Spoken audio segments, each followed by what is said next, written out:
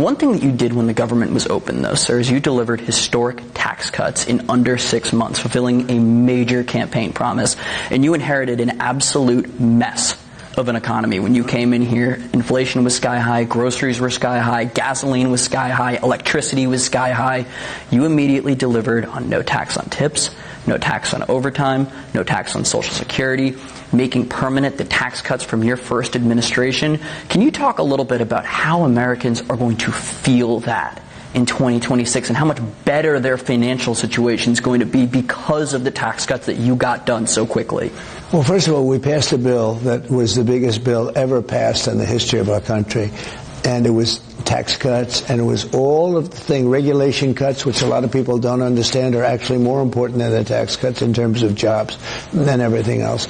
But we passed a bill, we call it the Big Beautiful, I call it the Great Big, but the Great Big Beautiful Bill. And we had fun with it, and all of a sudden we started to realize it really was a great, big, beautiful bill. And what's happened is we're getting the big, I don't have to go over them, you just went over some of them, but tax on tips and tax on Social Security and tax on overtime. There is no tax. And nobody can believe it even. And when we talk about the kind of things, most importantly, we got the Trump tax cuts from the first administration, my first administration. We got that extended and amplified and actually made much bigger, much better, much stronger than it was even before. And that's what led us to a record. We had record growth, and now we're having record growth like never before. Nobody's seen where we have 17 trillion plus.